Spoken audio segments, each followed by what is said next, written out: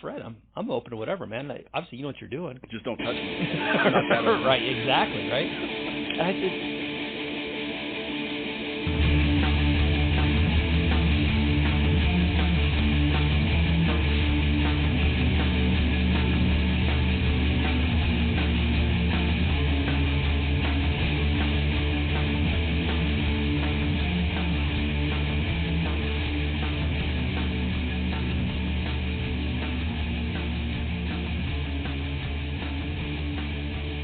Welcome to another episode of Talking Filthy. I'm here with my good friend Easy E, Eric. How's it going, man? It's going good. Yeah. I'm back. Back from Africa. He traveled the world in a post-pandemic environment. Got some nuts, especially to a third world part of the world, you know. You would only be surprised, Dan, of what we went through to get there and back. Cool. I want to hear all about it. We're going to dive into it here in a few minutes. And Eric's hunter. We've kind of covered this in one of the earlier episodes, and one of the things that we wanted to talk about was how hunting is important to you, archery, shooting, and that part. It's not just about the hunting; it's about kind of you finding your center away from your daily law enforcement job that you've had for 20 plus years. Exactly, Dan. I mean, just like you said, I've always used hunting, and fill in the blank whatever you want to do. That just happens to be my thing, is that this is what I use to do my reset.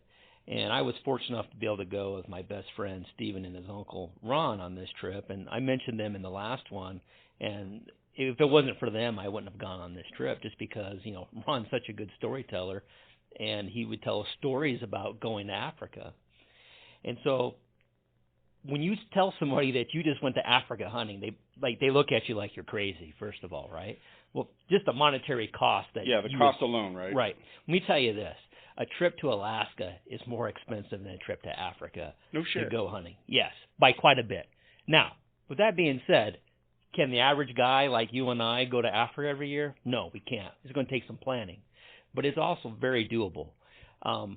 You're going to spend as much as you want to spend to a point. It was fairly reasonable, and as long as you get in you time your hunt and you plan it, it's doable by the average everyday guy. As long as you can convince your significant other that it's okay to go. And the missus, she was good with it? You know, she was good with it. I mean, obviously, it's separation across the world and dangerous part. You know, she's used to that. She was a Marine Corps wife before she was a cop wife. Yeah. You know, so she's used to that. The biggest thing was this was going to be my retirement gift to myself. I just haven't retired yet, is the only thing. So, but it really is affordable, and it was an adventure from the time we left to the time we got there to the time back.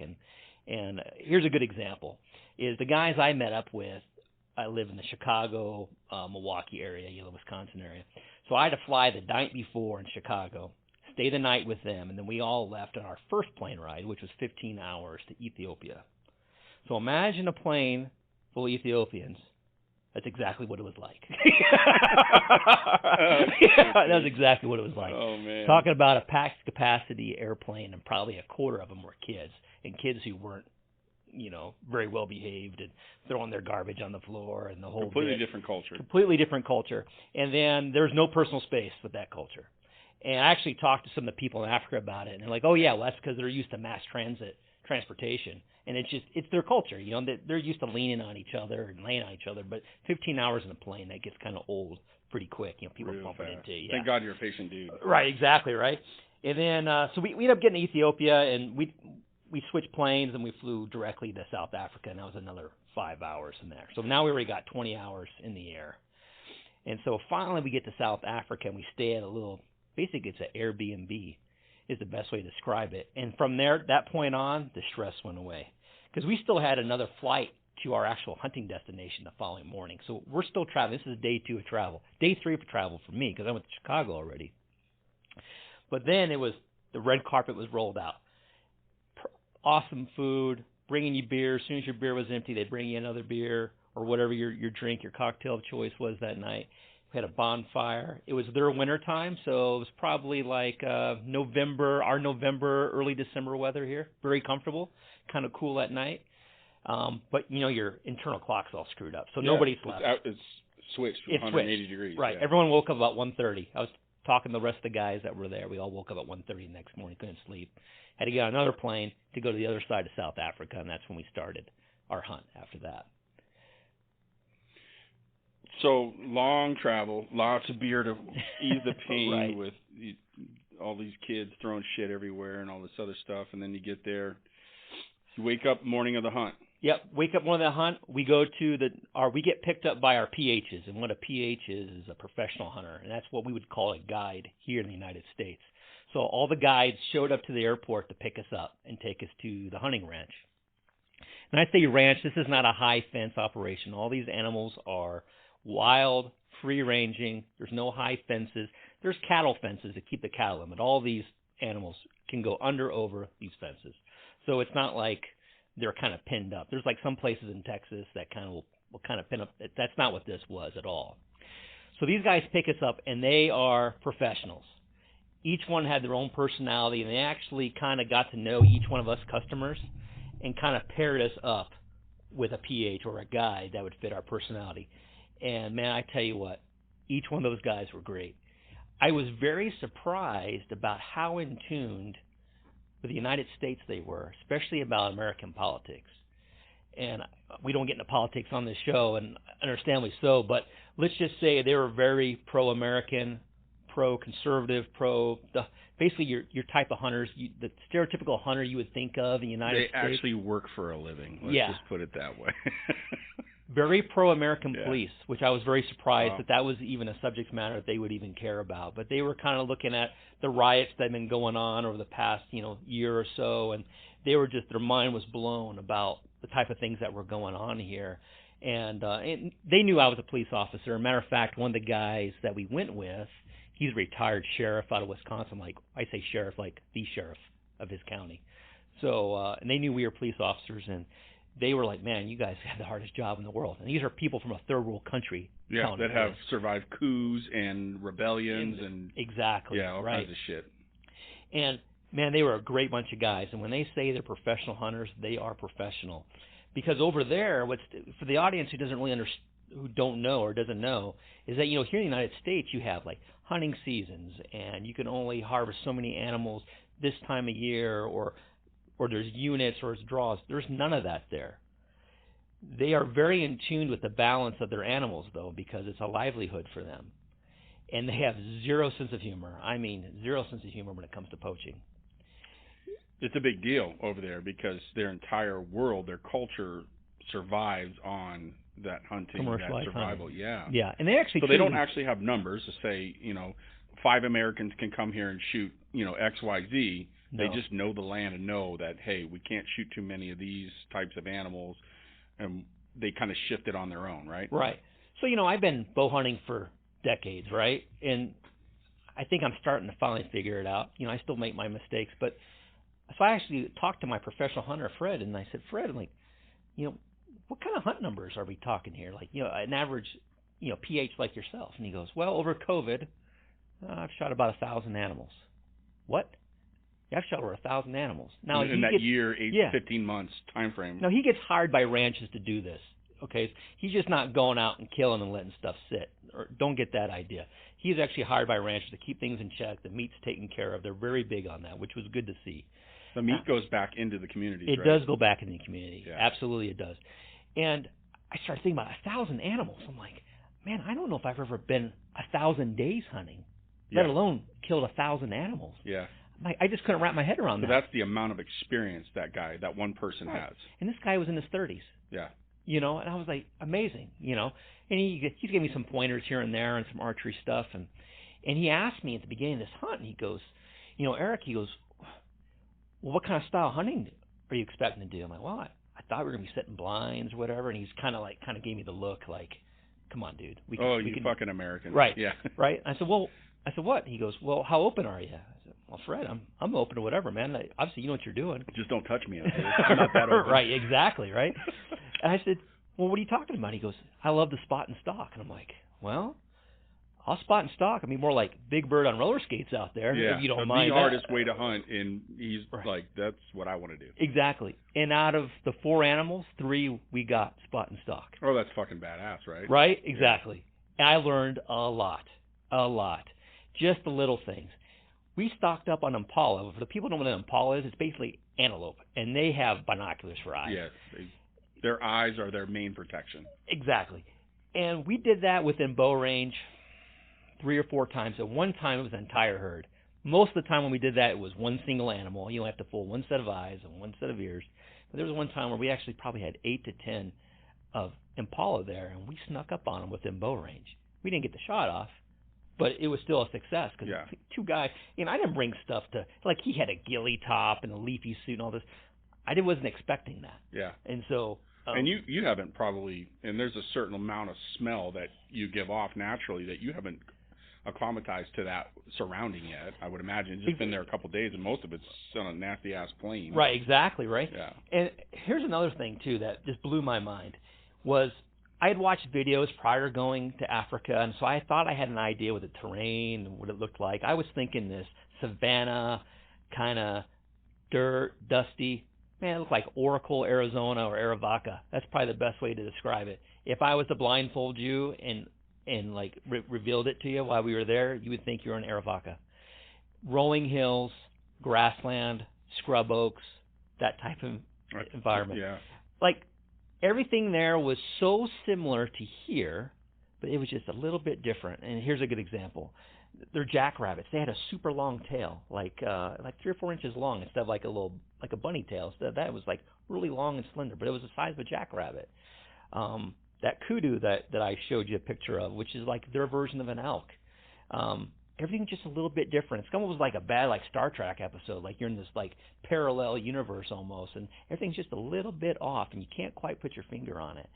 And it was very comforting, though. Yeah. They had prickly pear. They had those damn choyas. You know the choya? Oh, Jesus. They had it there. It just wasn't as big, so that was a good thing. Yeah.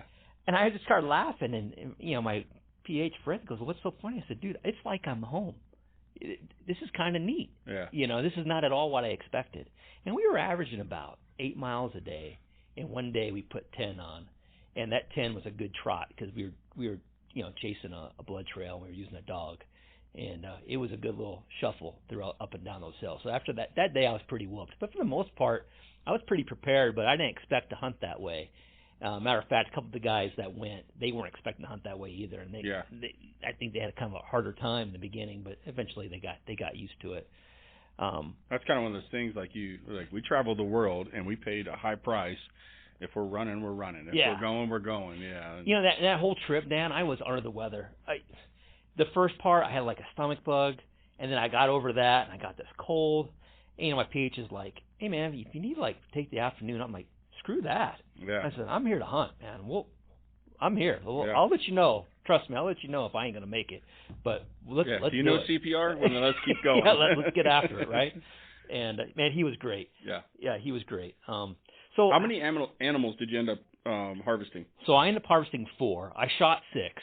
The 2 of them I didn't recover. So I shot a total of 4 warthogs. 2 of those I didn't recover, and those things are like little tanks, man. Yeah, they are. As a matter of fact, one of them crumbled my broadhead. We found the arrow, and it was just all bent to hell. The other was a Nyala, which is probably the best way to describe that. It's probably about the size of a big, big mule deer, but it's kind of like a cross between a deer and a goat. It's real brown. It's got like spots and stripes. Mm-hmm. And I think you actually posted some of those pictures. I did, yeah. Mm-hmm. Yeah, so the brown one, the picture that Dan posted earlier, it's brown in color and it's got white stripes. That's a Nyala, and that's probably an average size Nyala. The kudu I shot, which is the picture that was taken at night, it looks humongous. That's because it is. It's about the size of an elk. And that one, my shot was a little farther forward, and we had to finish that one with a rifle. And I was pretty upset about that, but I understood why we had to do it. Ethically, we had to do it. Right, yeah. I don't know why it happened. It wasn't a far shot. I have no excuse. Sure. It was a That's little part far of hunting. forward. It is. It happens. Some days you win, some days you lose, but you try to do the right thing. Exactly. And sometimes it doesn't work. I was just so impressed with their professionalism over there. They were true, I try to explain this to somebody else that's kind of outside of our profession. Like when you meet a professional of whatever that is, it's like, I recognize that. Like this guy knows what he's doing. And I really respect that. And that was one of the things I got out of this. Like all these guys that were there, they knew their craft. They knew their trade. And it was like, wow, okay, there's professionals out here, and that's awesome. And I learned something from all those guys. It was just an awesome time. The ranch that we went to is called Johnny Fetting Safaris. They treated us like family. It was a young couple, I would say in their 30s. They had 2 little kids, and they were cattle ranchers. And he grew up. His whole family was cattle ranchers, and so that was their main business in life, was cattle ranching. And then they did these hunts on the side. And we had cooks that cooked for us every day. I mean, I'm talking about like fancy meals. We cooked up the stuff that we shot, that the group shot. Everything was phenomenal. The kudu, that picture, the one I was taking at night, tasted just like elk. Reminded me just like elk. We had impala, which was good. Probably the best meat that we had was it's an animal called a mountain reed buck. It's a deer type animal, and that was really delicious. And most of it was just on the grill for the most part. But they would have fresh made bread for us, sweet potatoes, a lot of curries, salads. Obviously, they would have South African wine at night, all the beer that you wanted to drink. You still had to go hunting the next morning, so you didn't want to tie one on too bad. But it was, once you got back from the hunt, there was a bonfire that was made, right? And so it kind of opens up to a secondary building, and in that building is this long table where everyone gathered at night to have their meals. And there's couches and there's mounts inside. So you get cleaned up in your room, you come back, and then you'd sit by the fire, have a beer or two, and then you would see the skinning. They call it the skinning/salt shed. And then you would see a truck drive up to the skinning shed. Well, you knew somebody got something of the group, so then you kind of run over to the skinning shed and find out who it was and what they got, and high fives and just. Was all of the guys you went with, were they as successful as you? Yes, everyone was successful. Actually, there were several that was probably more successful than I was. I could have shot more. It costs to shoot. Everything you shoot, even if you don't recover it, you pay for. So those 2 warthogs that got away, I still had to pay for those. I got you. Okay. So you pay per kill, per harvest. Yeah. You draw blood, you paid it. You paid for it. Okay. So there was guys that probably got 7, 8 things, but that wasn't the norm. About 4 to 5 was probably about norm. Right. Of the group that went. So everyone in that group knew somebody. Nobody knew everybody. But the group meshed real well. Yeah. And got along real well. Yeah. So awesome experience, man. Awesome experience. The dynamics down there, the social dynamics, was a little hard to get used to at first. We get down there, and all the help were African, or not. They were Africans. They were indigenous people. They're bringing your food. They're asking for drinks. I'm like, man, it's kind of feel kind of weird about this. You know what I mean? From being here, from here. Those people are very well compensated there. They're working. That's a good job for them to have down there. But it was kind of hard to get used to that at first. Right. Yeah. And we gave a very generous gratuity at the end for the staff and everything. Yeah. But it was definitely a different dynamic down there.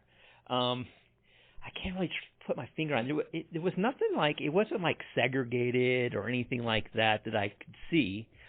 You could tell going in the town that there were certain neighborhoods that were probably more indigenous people than not. And it kind of reminded me of like a Native American reservation. Okay. That's kind of the feel I got. They had their own separate ways and ways of doing things, and then you have the other part of town also.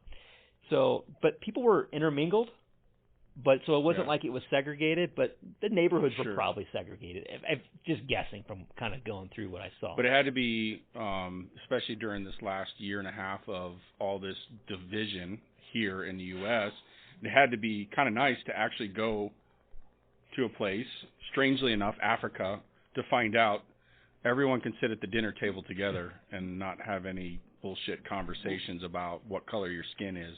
I had the same thought. You feel that way? When I got to Johannesburg, which is the main city in South Africa, and I'm kind of looking around and, kind of observing and people's places in life or whatever, or the jobs they're doing. I'm like, wow, it's a little different over here compared to what in the United States is.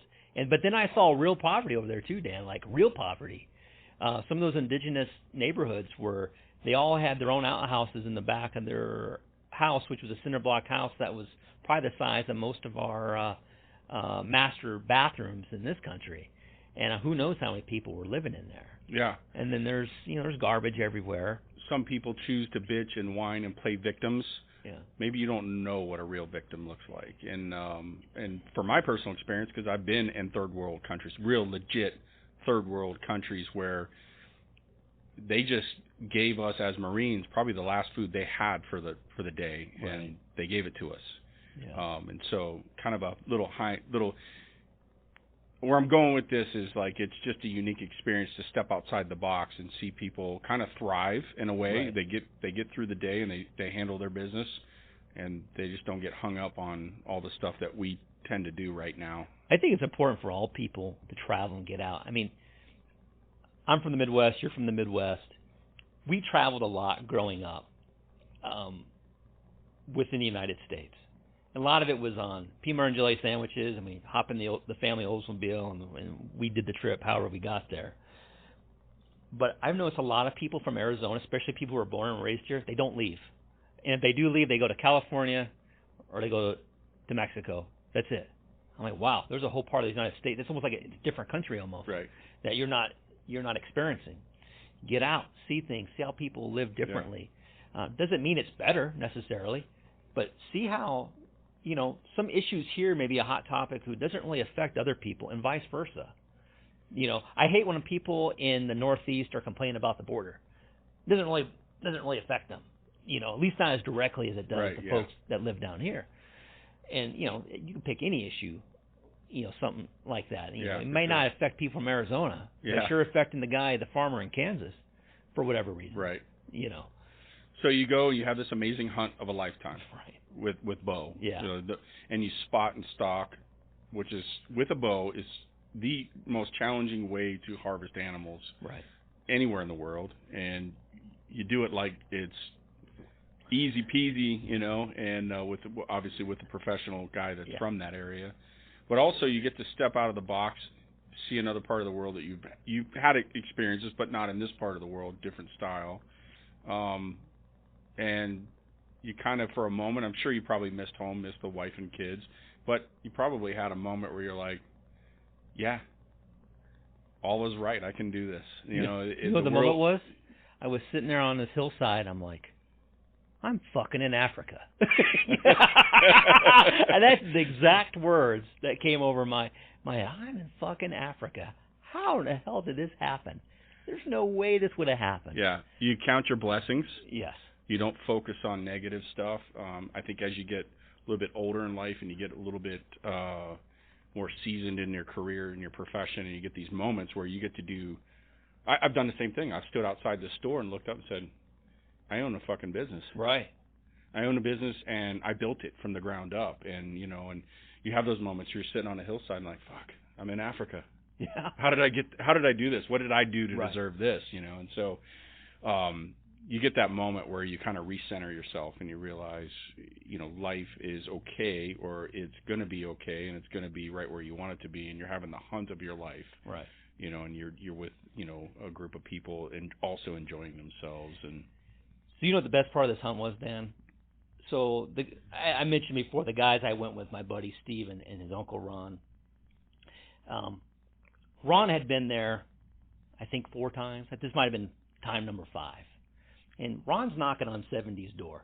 He's pretty close. I don't think he's quite there yet, but he's knocking on 70's door. So this is probably his last big trip. He's going to go deer hunting and all that stuff. It's probably his last big trip. And how this started was my friend Steve called Ron and says, Ron, how old were you when you first went to Africa? And he goes, well, you have to think about it. And he goes, about 39. He goes, well, hell, Eric and I are in our 40s. You got a trip to Africa in you? He goes, if you two knuckleheads go, I'm going to go. And he had a bucket list hunt to do. And his big thing was he wanted a zebra. He had shot one his last trip. They couldn't recover it. And man, Ron was having a hell of a time this trip. And he got some animals and stuff, but it was kind of slow going. The last day, he got his zebra. And I was so happy for him. Yeah. I mean, it's not my thing to shoot a zebra, but as long as I've told a couple people this, I say, hey, listen, it's not my ethics on someone else. As long as it was taken ethically within the rules. It's legal. It's legal. I'm good with it. Yeah, it's not my thing. And for people listening, again, the meat goes back into the community. Yes. And probably one of the places in the world where hunting is extremely examined. Yeah. And they don't take kindly to poaching and all that stuff. So don't get wrapped up in the zebra thing. There is a thinning of a certain animal species to a certain degree is a very healthy way if it's done properly. And he had the hunt of his life, that moment. Probably the last one on the last day. Right, exactly. And we have that memory with him, which is great. His PH, Ron's, his name is Don. Don really impressed me. They all impressed me, but like I said, each one had their own personality. But Don was that silent professional. He was probably about my age. He's probably in his early, mid-40s, whatever. In shape guy. I don't want to say soft-spoken, but not a guy who's real animated. And I would ask, I said, Don, this poaching thing. He goes, what's going on with this poaching thing? He goes, well, a lot of us are on the anti-poaching group. Well, what the heck's that? Is that some organized thing, through the government? He goes, no, we get hired by people. And I said, really? He says, yeah, poaching's a real problem here. And he got real serious. I said, okay, well, what do they do? He goes, well, these poachers, they have these dogs who have a horrible existence. And what they do is they're trained to chase these animals down to exhaustion. And he goes, this is not going to be popular, but he goes, we shoot those dogs. And he goes, those dogs, you can never untrain those dogs to do that. Yeah. And they have a horrible existence, and it takes money out of the poacher's pocket. And then we hopefully capture the poacher. I'm like, okay, well, then what? Well, we start asking him who he works for, unless he has amnesia. What do you mean, unless he has amnesia? He goes, well, if he can't remember who he works for, he might get tied up and thrown in the river or something for a little bit until his memory comes back. It usually comes back. I mean, that's just very straight and to the point. He wasn't trying to be machismo. Yeah. And like I said, this guy was very well spoken, very kind, gentle giant. But you looked him in the eyes, and I hear this story, and I'm like, oh yeah, I believe this. Yeah, you poach over there, and he'll throw your ass in the fucking river until you tell him. Exactly, because they want the next person. Right. Yeah. And I heard of stories about American veterans to go over there and fight the rhino hunters. I don't know anything about that. Actually, a little bit. I was kind of following where, I don't know what part of Africa, but I remember reading an article where some anti-poachers threw some poachers to the lions. Yeah. Basically tied them up and baited them and said, and so I don't know the circumstances behind that. Right. I'm not saying that's right or wrong. I'm just saying, do things wrong and karma comes back to haunt you. And well, they made it clear. You must have did some fucked up shit to be eaten by a lion. You think so, right? Yeah. They made it very clear most of those confrontations are armed confrontations. Yeah, that's the other factor in this. You're out in the middle of nowhere and you both have guns. And then depending on what country you're in Africa's a big place, I think the penalty for poaching rhinos is pretty severe. And it always ends in a gunfight, from what I hear. And so that's kind of like our equivalent to child molesters going to prison. Yeah, exactly. You're screwed. Yeah. So a lot of times, they end up doing it themselves or whatever. Yeah. As we know in this profession, but trip of a lifetime, man. I learned so much. Everyone was so friendly. The outfit and business treated us like royalty. They treated us like family. Like I said, I spent a pretty good penny, but in comparison to some of the trips you can take in the United States, it was affordable. And a lot of guys are kind of afraid to travel and hunt. I've been doing it for a while. I've been doing it when I've been broke. Couldn't rub two nickels together and kind of barely made it happen. And I've done it to where I've had a few foldable bills in my pocket too, and it's doable. The biggest thing is probably getting out of your comfort zone and getting past that. Because Arizona's kind of limited on some of their hunting opportunities. Yeah. And if you only hunted here, you probably don't know any better. When you go to the Midwest or whatever, especially the Midwest, well, how many deer tags you want? Right. Yeah, I did a hunt 10 years ago in Minnesota, and they were like, oh, yeah, buy as many as you want. And I shot fucking arrows in every which direction. I'm not saying I was very good, but right. I was in a swamp and it's frozen, and but anyway, the point was there were some big fucking deer everywhere. Right. It's not like the oversized German shepherds that we have for deer here. But. And then on the other side of that coin is these oversized German shepherds are usually quite some distance away, and if you're they're super hard to hunt. Yeah, and if you're a precision rifle guy, I can see the allure to that, and I actually might kind of dip my toe in that, try to see if I can shoot some distance once again. Yeah. And maybe start doing that, but. Yeah, it's totally different. There's no lotteries. That's kind of an out west thing, the lottery thing. Yeah. But you get in the Midwest towards the East Coast, Yeah, you just go buy your tag. Right. You know, yeah. it's not really a big Even deal. out-of-staters can Yeah. get a plethora of tags. Absolutely. Biggest takeaway for you personally from this hunt? Probably the biggest takeaway is, man, just I was happy to be an American, but I was so concerned, and I wish everyone could have that experience so they could re-energize and remind themselves how good it is to be an American. There were so many taxes put on goods there in South Africa. I had one of the guides, the PHs, offer to buy my bow. He kept, hey, dude, let me buy your bow. Let me buy your bow. It cost me twice as much here in South Africa as it does for you in the States. I mean, I just bought that thing for this trip, so I didn't sell it to him. I ended up giving him my arrows and stuff. He wanted my arrows. But it's so hard for them to get things because it's taxed so heavily. And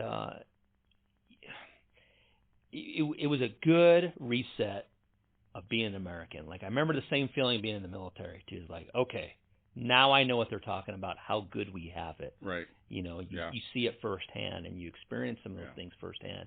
It was a good reminder, you know, kind of like, you know, you go to the folks who go to church, that Sunday is a good reminder of, hey, maybe this week you should probably kind of like calm some of this stuff down a little bit till next week. We'll talk again. You know what I mean? Right. Get yourself in check for the moment here. Right, exactly. Yeah. So, hunt of a lifetime, the biggest takeaway for Eric is just how good we have it as Americans. Enjoy that and relish it, and reset yourself and find your outlet, even if it takes you all the way across the world. Right.